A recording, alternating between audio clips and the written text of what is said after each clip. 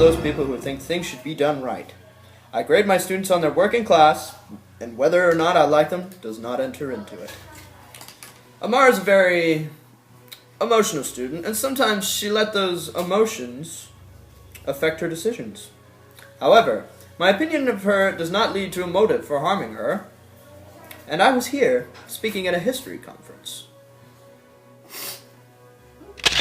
Who could do a thing like this? She couldn't have tripped. Someone had to push her. But who?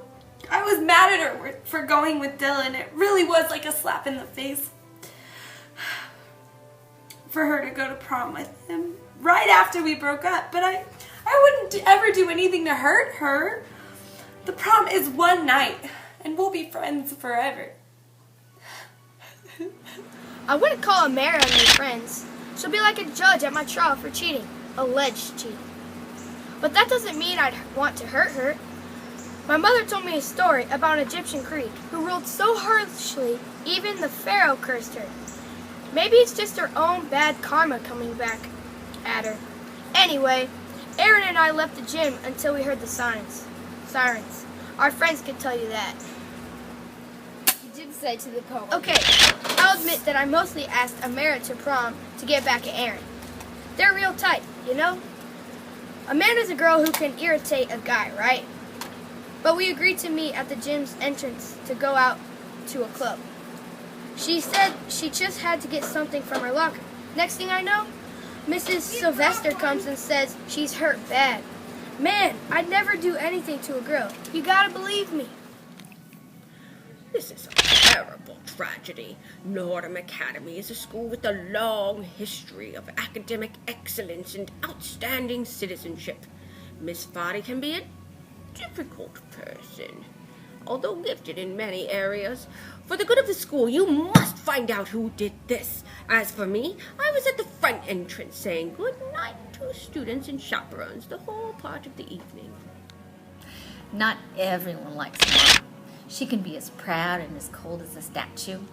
And if you're not one of her favorites, you better look out. I steps outside to sneak a cigarette after prom one day. Well, I'm not sure, but you know, the students can tell you who disliked her. You better check on them. I bet one of them was her assailant. This is tragic. Amara is a close personal friend of mine. We have many classes together. When I started in The Sound of Music last spring, she was Mr. Winslow's assistant director.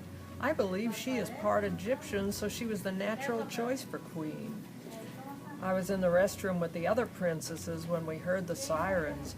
I'm sure she'll be all right, won't she? It is always sad when a member of the Nordham family is ill or injured. I don't know Amara well. I think she considers herself too much the modern woman to ever willingly take a course in home ec. She'll regret that someday.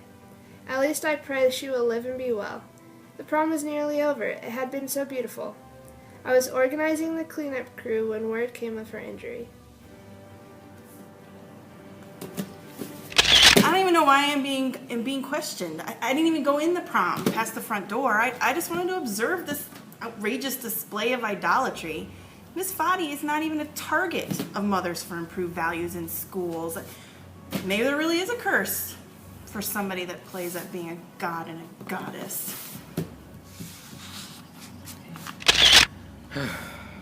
I'm sorry that Amara's injured. I hope she'll be okay. I photographed every inch of the gym so that we could remember all that I created. My dad and I were still taking photos when we heard people talking about Amara's injury. I wanted this prom to be remembered for its beauty. Now all anyone's going to remember is a horrible accident.